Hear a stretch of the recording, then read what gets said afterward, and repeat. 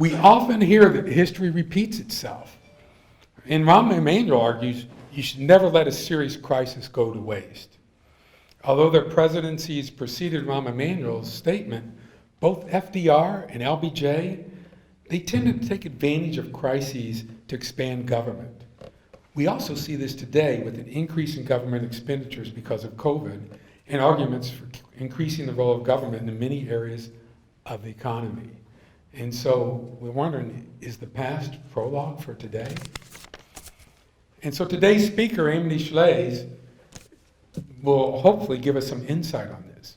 Amity is the author of 4 New York Times bestsellers, The Forgotten Man, A New History of the Great Depression, and then The Forgotten Man graphic novel, which is a full-length illustrated version of the same book. It's really cool. You guys should read it, both of them for that matter. And then she wrote a biography of Calvin Coolidge called Coolidge. He was our 30th president. And the 4th book was The Greedy Hand, How Taxes Drive Americans Crazy. Her most recent book, The Great Society, A New History, a book that my reading group just discussed on Monday, is about LBJ's Great Society and the politics that went behind that. So Amity's talk today will put some historical context on today's political spending and political decision making using what we've seen in the past. At the end of our talk, we'll have time for questions. And again, if you need to leave and go to class, because some of you may, please do so quietly. And there will be pizza in the lobby, so grab some on your way out. And so now, Amity, thank you so much for coming. Really appreciate it.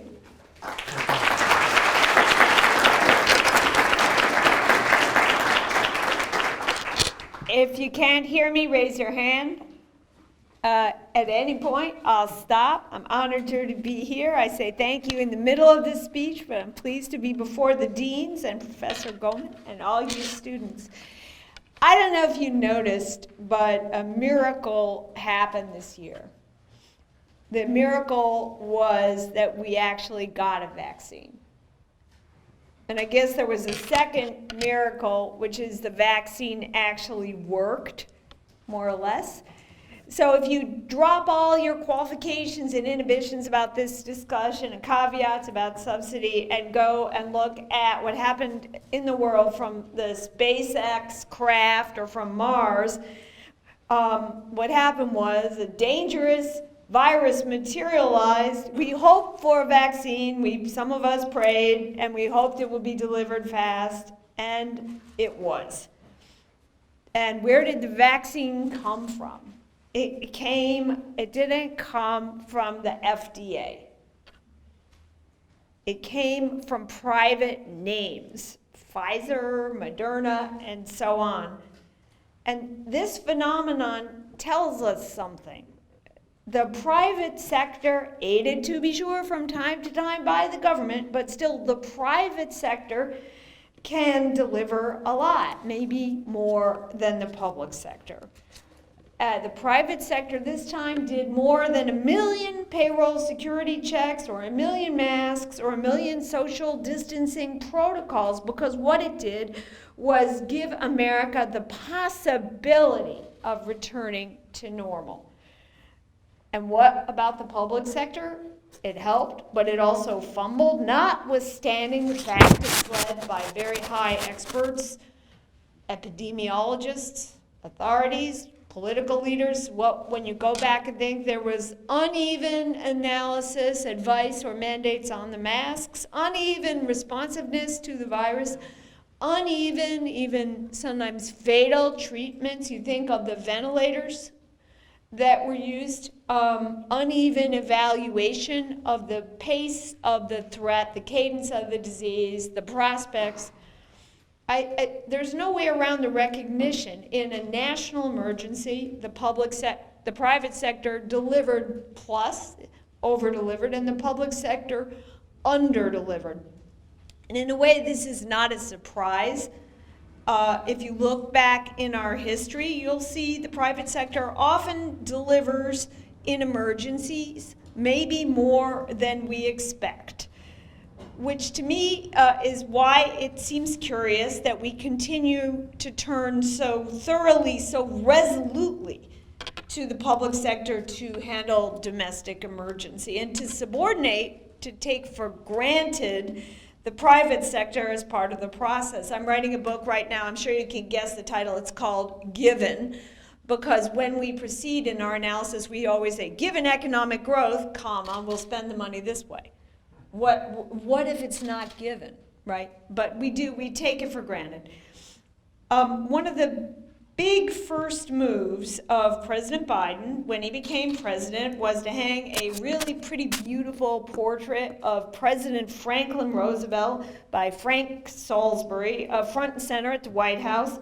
And just to add to that, President Biden also added a bust of Mrs. Roosevelt, Eleanor Roosevelt, First Lady. So the Roosevelts have big presence in this White House. That matters because President Roosevelt, who served in the 30s and 40s, was the father and emblem of the greatest domestic intervention in an emergency of all, the New Deal.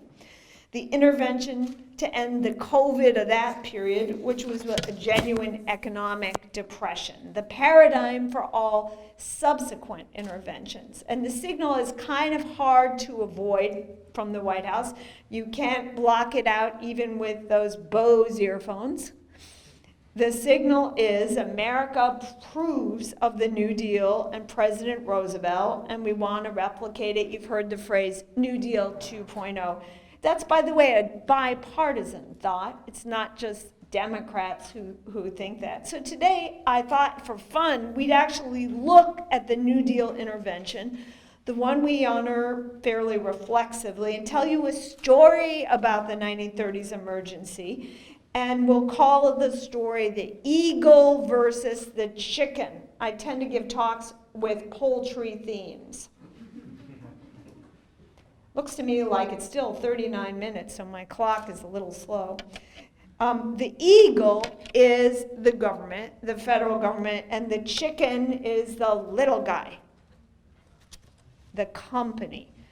Eagle v. Chicken is a good story, a story about a fight. I said V versus, right, with colorful characters and accents and ethnicity, and a cameo star from the state of Kentucky who turns, in my little show, out to be a good guy, Justice Brandeis, after whom your law school is named. It takes a minute to tell, hopefully fewer than 40 minutes, and so I'm grateful to the deans, to this audience, to Professor Goldman, who's been an outstanding host, and his Center for Free Enterprise at the University of Louisville. And I should mention, I think the Menard family for the time tonight. I hope you have some fun in addition to getting a credit. Okay, story of Eagle v. Chicken starts with the economic emergency. Today we worry unemployment might be 10%. That seems a very high number to us. More than just 1 month, 10% unemployment. At that time, joblessness was 1 in 4. 25% in 1932. President Roosevelt wins the election, becomes President Roosevelt that year, promising his New Deal. He offers it for the American people. Where does that phrase come from? Cards, New Deal. And the basis of the New Deal is put people back to work again. Everyone is for that, then and now.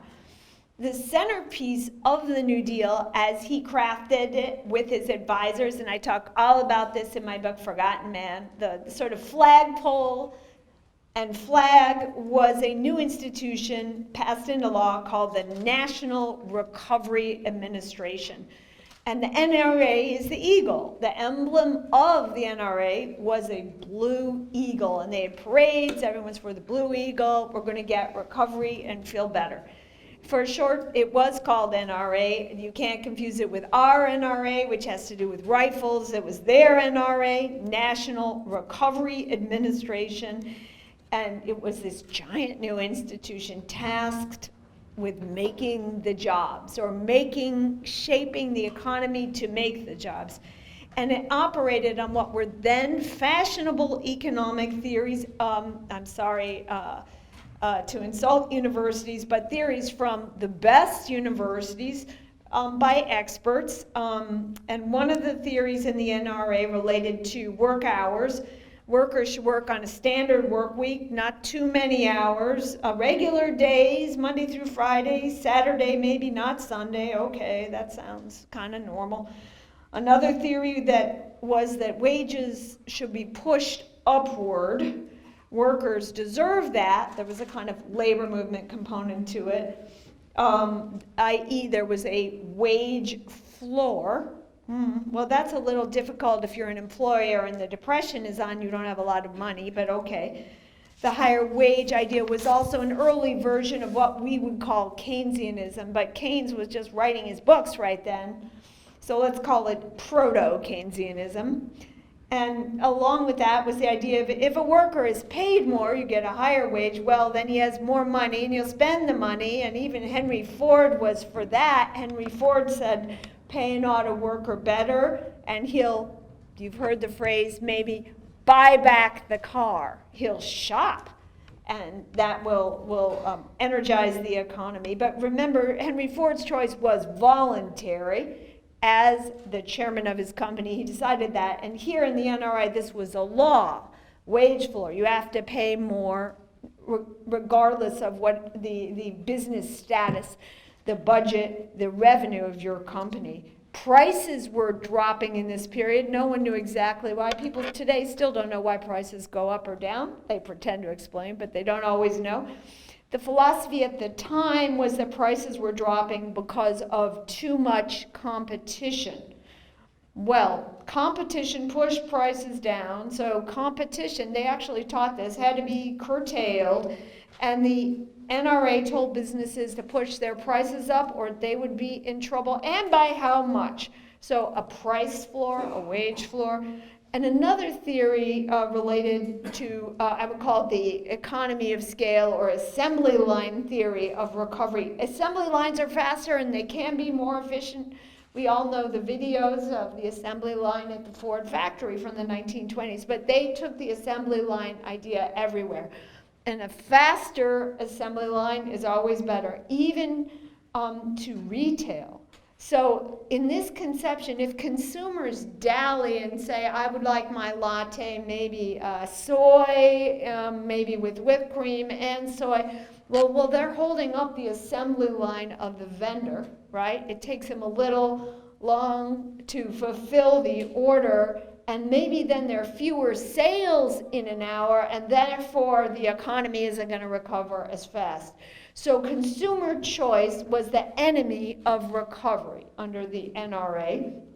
And the authorities actually applied this idea everywhere in rules, including, for example, if you were buying a chicken from a coop, the vendor couldn't let you dally and pick your chicken. You had to just take the chicken that was closest to the door of the coop to be slaughtered. That was called straight killing. I kid you not. You had to take the chicken close to the trap, to the little chicken door on the coop. In any case, tell it all to Starbucks, right? Choice is bad for economic growth. So it's an odd concept, but there it was. The NRA turned these series into laws all over in a lot of industries. The one I'll talk about today is one the law students know very well, and the dean is going to have some different answers about this case, but I'll tell you my story. There's a very small business, even the smallest of business were subject to the NRA on Ralph Avenue in Brooklyn. It was a family business, as I say, so the brothers who ran it were named Joe and Martin and Abe and Alex and so on, and the name of the business was A.L.A. Schechter Poultry. A.L.A. Schechter happened, and I'm sure you have family of a business, so you know what I mean, lived in its own world, the world of its community. Schechters had, and their community had their own rules, their own standards, and their own penalties. They were an ethnic business. What do I mean by that?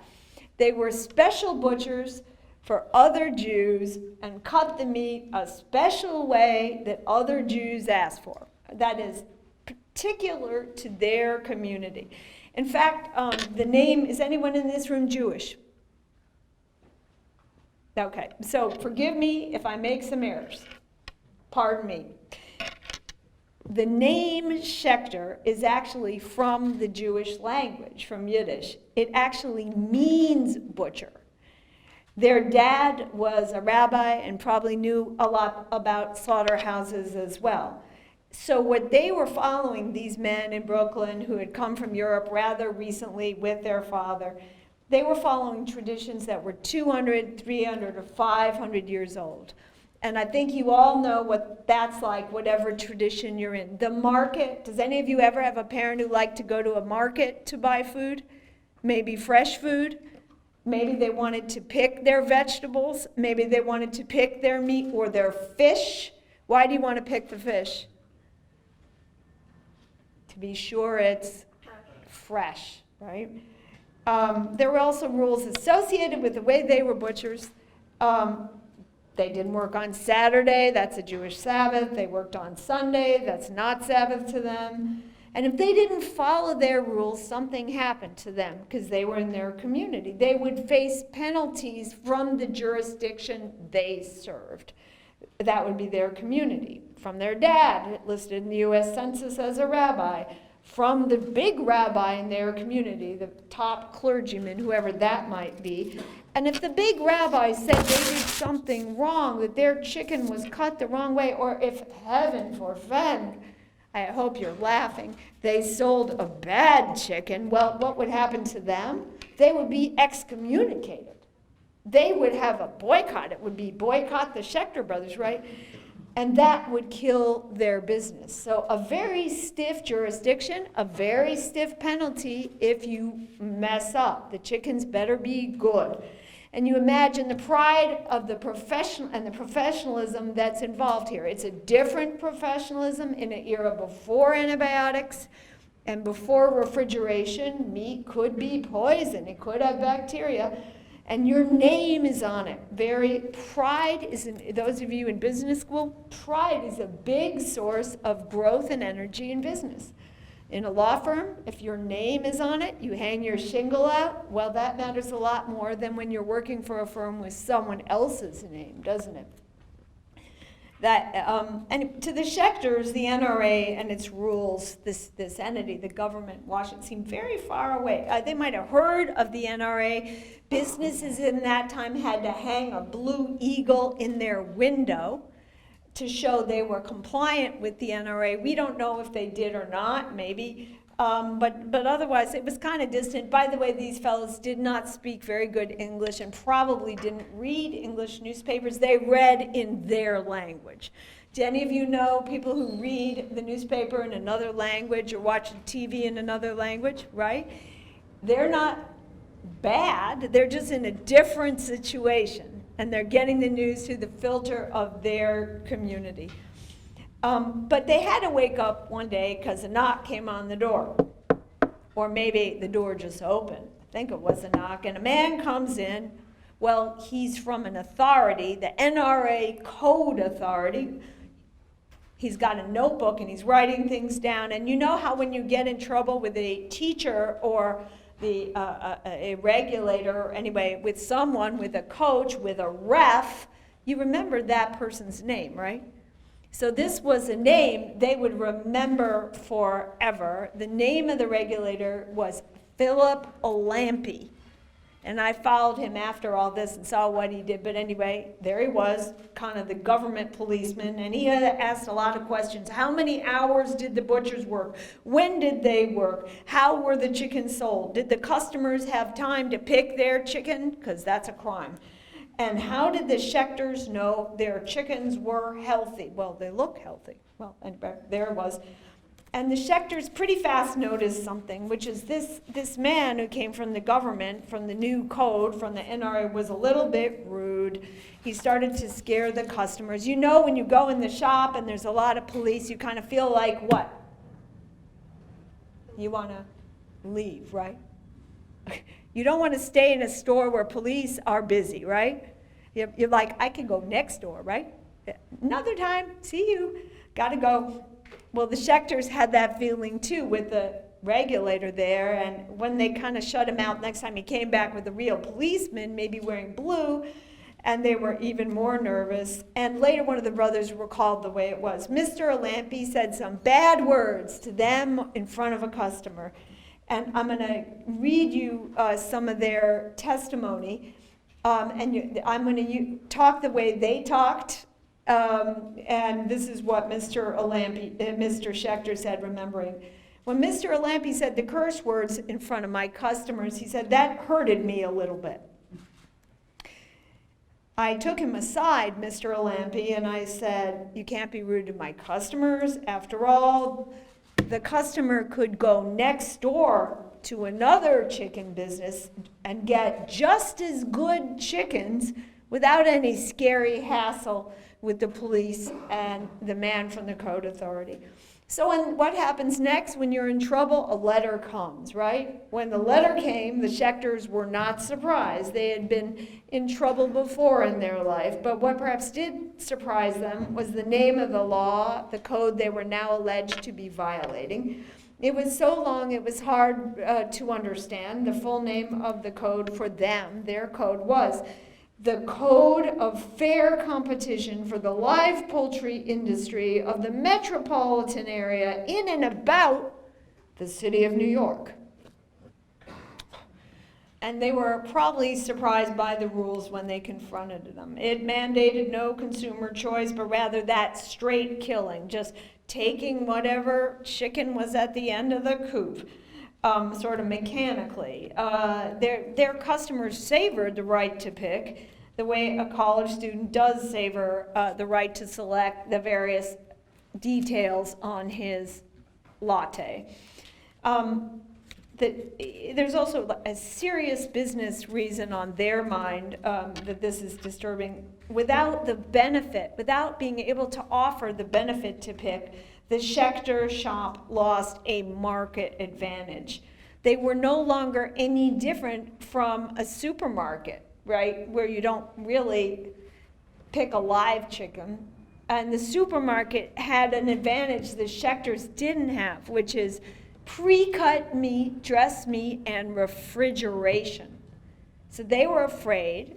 Times were changing, the business would go over there, and they suspected, and they were right, that larger firms, maybe firms that owned supermarket chains, had written the code to their disadvantage.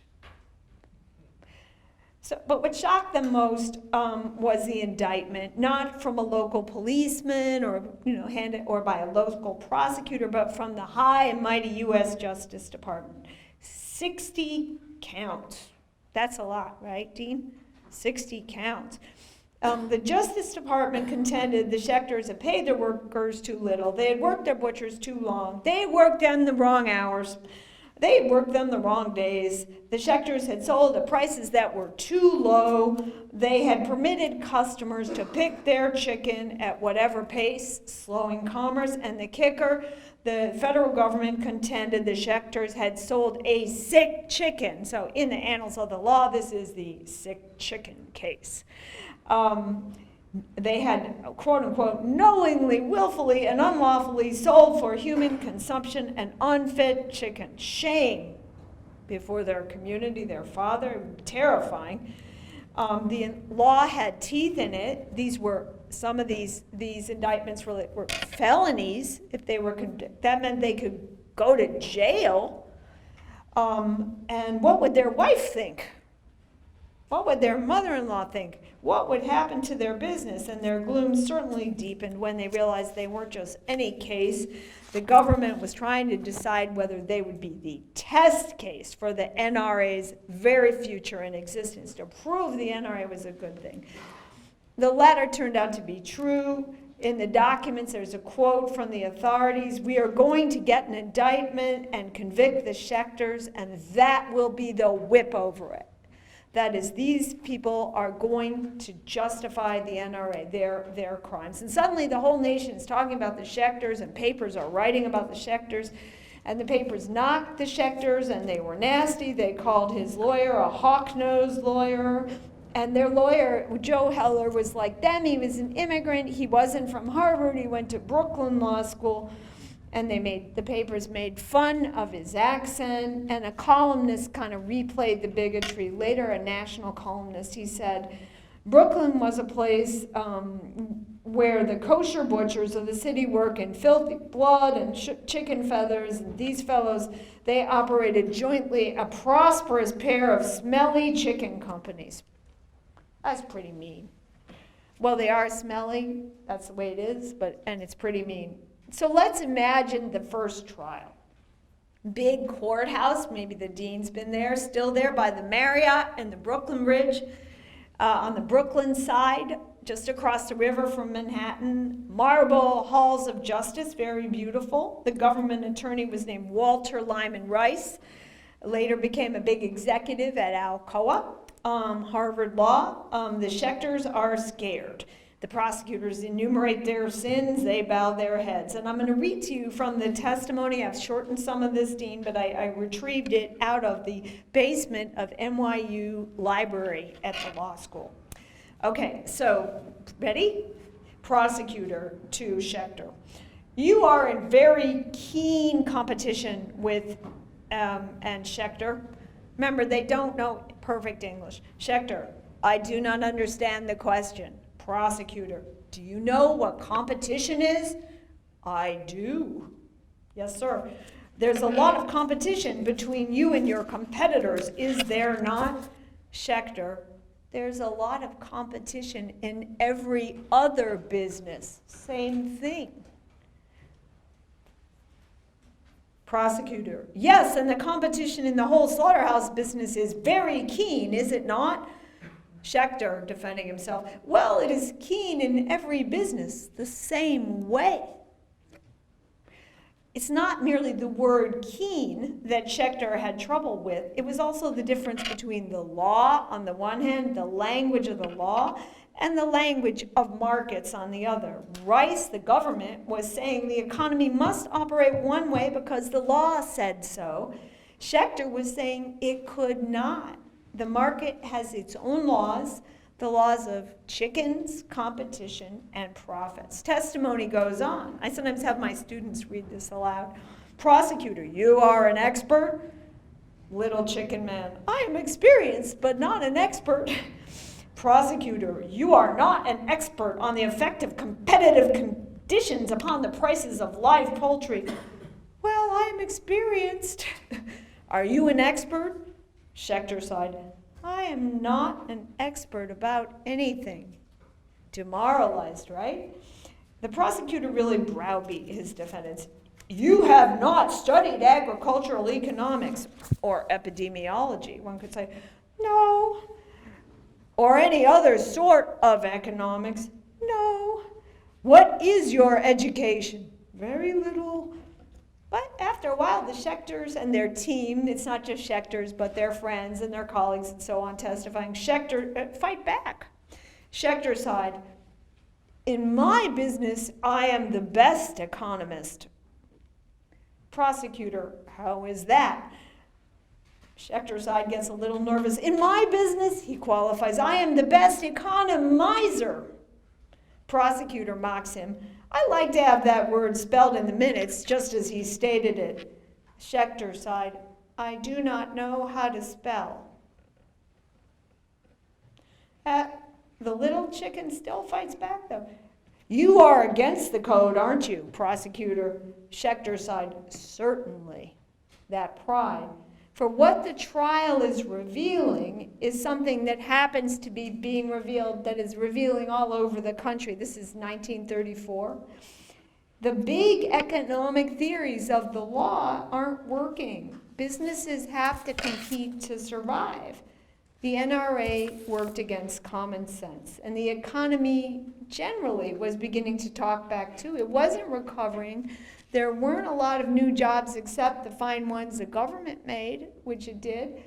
The stock market wasn't back like it should be from a tiny base. So after their convictions, they were convicted twice, the Schechters appealed, the whole country started to follow the story of the smelly chicken companies, and the case was suddenly no longer Eagle v. chicken, it was chicken v. Eagle. Fight back, right? Appeal, and that was interesting. And mood shifted. People looked at other cases. A blind Alabama lumberman named Belcher had tried to stay in business. He had allowed his men to work as he saw fit, at rates he saw fit to pay. The federal government was after him. Why should the federal government intervene? Sometimes you have a contract you have to fulfill and you pay whatever you can to meet the deadline. And people saw that Belcher, who was blind, saw more about business than the people who were regulating him. That was a big story in the country. And even some experts began to question the NRA. Principles like the idea of pushing up prices when a depression is on seemed a bit odd. There was a think tank that wrote, in trying to raise the real purchasing power, the NRA is putting the cart before the horse. That think tank, right-wing think tank, was the Brookings Institution, by the way. A professor at Yale, a fan of Roosevelt, Irving Fisher, wrote a letter about the NRA's failings, and he noted that a colleague was beginning to mock the NRA and call it the National Retardation Affair, by which he meant retarding recovery. The Supreme Court did hear the Schechter case as a test case for the New Deal, and there were high principles involved that you would learn about in law school and study: delegation, commerce, whether the delegation part, whether the executive branch even had the authority to write all these rules through codes and executive orders. Commerce, was this really interstate commerce? Did the federal government have the authority to regulate the Schechters? The Schechters bought their chickens in New York and sold them in New York. The chickens rested in New York. It was the legal term they used. How could that be interstate commerce? But the High Court also addressed the matter of common sense. The sick chicken on which the case turned wasn't even sick, it turned out. She had a female condition, which I will go into. Yeah, my clock broke. So forgive me. She was, I have 10, right? Okay. She had a female condition I won't go into, so that part of the case fell apart. And since it was called the sick chicken case, that was a problem. And about the question of consumer choice and straight killing, taking the chickens out of the coop, the justices began to ask questions. One justice really wanted to get into the details. He said, how many in a coop? Well, I mean, he really got into it, 30 or 40 sometimes. So how do you comply with the law? The attorney for the Schechters, Joe Hellers, he actually lost his voice in this case. It was so exciting to him, and he didn't get it back for a while. Had to demonstrate with his hand how you had to go and take the chicken out of the coop under the law and not look at the chicken, not pick it, to comply with the law. And the justice asked, irrespective of the quality of the chicken? Laughter in the court. Irrespective of the quality of the chicken, you had to take the chicken. Later, another justice asked, well, suppose all the chickens have gone over to the end of the coop, and you're more laughter, right? Well, laughter tells you something, especially laughter heard in the Supreme Court. So when the court laughed, the Schechters thought they might have won, and they did unanimously. The Schechter business was not interstate commerce. There was a problem with the delegation idea, and there was common sense. Right. I'll read to you from the findings. Extraordinary conditions may call for extraordinary remedy, but extraordinary conditions do not create or enlarge power. The government just didn't have the power, even in an emergency, to be doing what it was. And the scapegoats, I think I would say the scape chickens, were suddenly national heroes.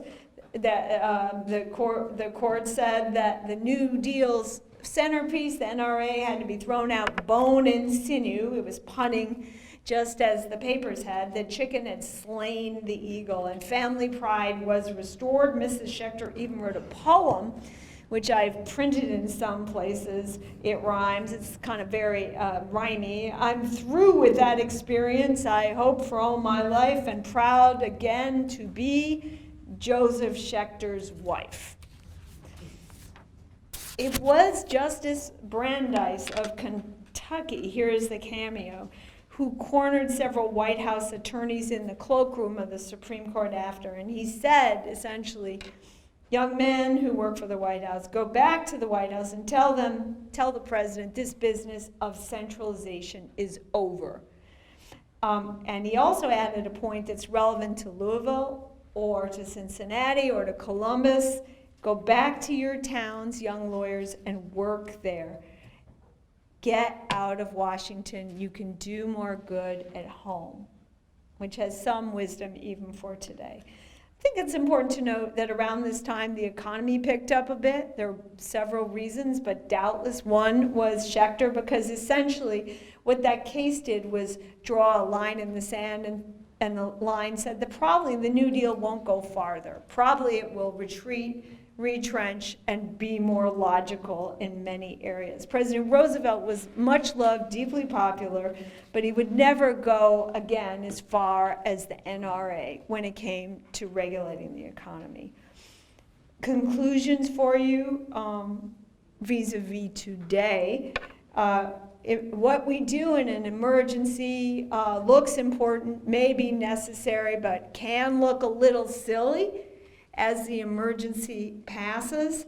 Related, as Professor Goldman said, emergencies can be abused. Emergency is a pretext for power, for the expansion of power, and was so way, way before the colleagues he cited. Officials try, when they use a name that relates to emergency, American rescue, like the new legislation, you have to ask, is there really rescue necessary for the whole country, or maybe just parts of the country? Why trillions, not billions? Why billions, not millions, right? Not thousands? Let's always ask, is this a power grab, or is this legislation necessary? Second point, new codes clash with old codes. Authorities, particularly congressmen, write laws that as if they're stepping into a vacuum, but sometimes new laws bump up against old laws. That kosher, the set of rules about Jewish dietary practices, they were medieval, but they had some sense to them. They kept the meat fresh, the way any fresh market has some sense to it. The food is often really good and really healthy, and it ended up clashing with the new laws from the New Deal, the old and the new, and some of the old law was better. Maybe some of the new law was better, but there was definitely a clash. Third, which is, I think, the work of Professor Goldman, about knowledge. Who knows better about how a little business works? The little business, because she has the experience. Day to day, the customer walks in, the customer walks out. Feedback happens all the time, constantly. If someone doesn't like your price, they leave, and at the end of the day, you've suffered. In government, our feedback takes a long time to come, maybe every 2 years if we're a congressman, every 6 years if we're a senator. That's a long time to pretend you're doing a good job. So the best knowledge is often the local knowledge. The Professor Hayek, who's prize I chair, called this the knowledge problem. The knowledge from far away, I'm guessing all the way over there what you're thinking, I can barely see you and I might not have a good idea of that. If you were close, I would know better. Far away knowledge is often suspect. Likewise, far away taxes relative to local taxes. I think the final point relates to you and your career and the business audience. Business isn't just captive in this story. Business is an actor and can even be a hero in pointing out common sense and pointing out truth and fighting back or supporting, depending on your attitude towards a government policy, local in Louisville, state in your state in Kentucky, or federal. I take courage from this story in which I learned a chicken can prevail over an eagle. Thank you very much.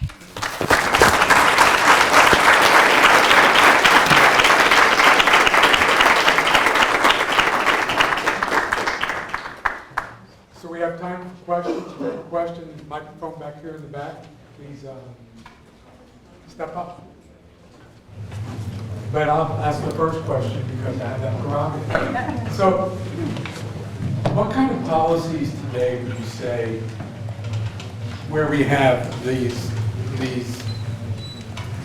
people in government making decisions that the local knowledge would be much better for? Can you give me an example or two where local knowledge would prevail? I can give you an example from my state, which turned out to be tragic, which is that in Albany, where I lived some of the time, in Albany they decided that ventilators were the best answer for COVID. And ventilators, putting people on ventilators didn't save the people. It turned out, as they learned later, that ventilators weren't working very well and might even be contributing, be fatal. Second, in Albany, in our state capital, they sent people back to nursing homes who were still infectious. And the locals, which are the nursing homes, said, don't send them back. If they still have the infection, they'll infect the other old people. And old people would catch COVID very fast. But the state didn't listen to the little nursing homes who were afraid of the state because the state subsidized them or could take away their license. So the old people went back to the nursing homes, and that was where we had a large number of deaths. I'm sure you have similar stories from this region, but that was one, even more than the ventilators, which was just ignorance, and we were all ignorant at the beginning of COVID. It was a new disease. The nursing homes that were disregarded the cost to their residents, and resulting in serious tragedy. Okay, there was a question, but she went out. Okay. Hello, can you hear me? So, I'm Cecilia Moon. I'm actually a philosopher in the philosophy department. And so I appreciate your story about the chicken and the eagle. And from what I got from it, right, you're making an argument from a small business perspective, right? That government regulation is bad or could be bad in a way such that, it stops competition, inhibits growth, and so forth. But I want to just make sure that I'm clearly understanding your point, because there's this difference between small business and business regulation, right? And then like big giant mega monopoly regulation, right? And it seems that we don't want to think of government regulation as applied equally to both. As a what? We don't want to think that government regulations apply equally to both types of businesses, right? And then often it might be the case that big business regulation can actually help small business and increase competition, right? So I was just wondering what your view on that one. Oh, well, thank you. In the book Forgotten Man, from which this is drawn, and we have some beautiful cartoon pictures of the chicken case in it. I trace simultaneous, a parallel big company. That was a company called Commonwealth and Southern, which was a utility company that aimed to light up the South. The South was the last place to be lit up. And the Tennessee Valley Authority came, that was another big entity like the NRA. And the Commonwealth and Southern was so heavily regulated that in the end its head, Wendell Willkie, sold it to the government and went into politics. And setting that aside, there was a loss. Because in my analysis, Commonwealth and Southern and associated firms had the capacity to light up the South.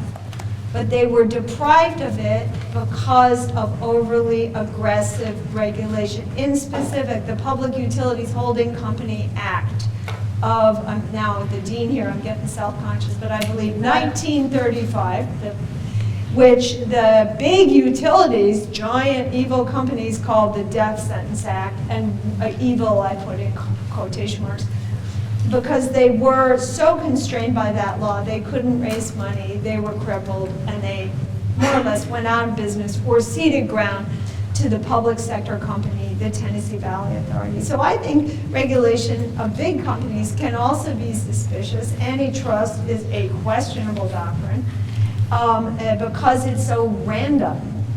Well, let's pick one company to go after, but not the other. We may need, from time to break down large companies, but often companies we think are invincible actually collapse of their own accord soon after we launch antitrust actions against them. So because the barrier to entry in their industry may not be so high, particularly not, say, internet now. It's not that hard to replicate what big internet companies are doing relative to recreating a power company which has to lay 100,000 miles of wire to compete with another power company in the 1930s. So I'm suspicious of regulation, big or small.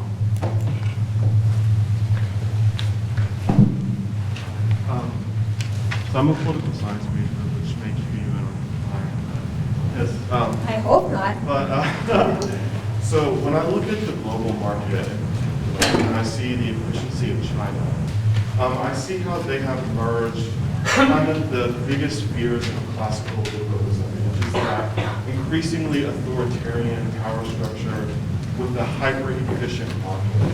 And I see a scenario in which we get outbeat in our own system. China is more efficient than us. And that makes me question the profit motive in that very nature, that it can become a force of oppression. Now, at a local level, I think that it is very functional and it has great utility. But when we see increasing both horizontal and vertical monopolization, I can't help but wonder, is China just a massive corporation similar to Amazon? No. I think you'll find China's more fragile than it looks. I will refrain from, have you been there? No. Not yet, right? Yeah, it's more fragile than it looks. And they lie about the numbers. They lie systematically. They puff up their numbers. The most interesting thing I ever discovered in China was the governors of the provinces in China. If they had a high GDP, then they got promoted to be governor of a bigger province. That was a number one criterion.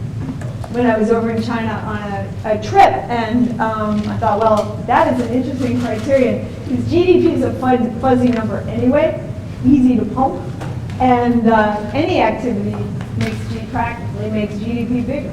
So I think China's more vulnerable, particularly with the current leader who doesn't really have much appreciation of capitalism, apparently, markets, than you think. It looks scary, but and it's dangerous, perhaps in a number of ways, but it's not as strong as it appears. Okay, any more questions? Oh, over here. Can you hear me? So you talked about how during emergencies the government sort of takes the opportunity to expand control, and you compared the Great Depression to the current COVID crisis. Aside from like potentially wasteful spending with the trillions that you talked about, do you see any future exploitations of power on the horizon that's going to come out of this crisis, or is there anything on your radar that you think is too regulatory? The main thing I'm concerned about, thank you for that question, a lot is too regulatory, but actually I almost switched this lecture and did a lecture on monetary policy. Because I think one day soon, we don't have to become virtuous and recognize the importance of markets in the Goldman sense for this situation to correct itself. Right? What's going to happen is our currency will be challenged because we spend too much, even though we currently are the world's currency of reserve. And then we will have to have austerity in the United States. At least that's what history suggests in every other empire, including Rome. So what I'm mainly concerned about is the spending. The regulation is depressing and awful, but the spending is going to lead us to a currency crisis. Do you mind if I ask a follow-up? Sure, no. I recently saw some numbers that in the last year, in 2020, poverty was reduced because of the government spending.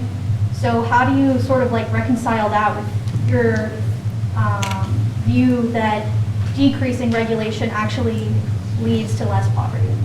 Well, generally, what poverty is reduced, we've spent trillions and trillions to reduce poverty, and we haven't reduced it. That's what my Great Society book is about. You get a kind of flat number, flat rate with poverty. We spent the whole Great Society to reduce it, and we learned that it didn't go away, and in some ways our spending puts people into poverty. I'll give you an example. Richard Nixon expanded food stamps massively, in part because of pressure from the agriculture lobby, which wants the money to sell things that are bought with food stamps. And I had a student get up, and she said, it was at like a high school, and she said, "You're shaming food stamps," when I mentioned it. I said, no one shames food stamps, but because of the expansion of food stamps that we've had, and they're much, much bigger, we call them by different names, right? We all come to want from time to time, or we know someone who comes to want and needs something like food stamps or money to eat or for an apartment. But there is national consensus that we individuals should not be shamed, should get help, but that if we come to want. But it is a shame if we expect both our children and our grandchildren to need food stamps. And that's sort of what food stamps created. The plenitude of food stamps created and facilitated permanent dependence of families on food stamps. Nobody likes that, not even people on food stamps. Not even people, whose parents are on food stamps, because we all want independence. So I would argue that we've spent to the limit on poverty. What we need to focus on is opportunity.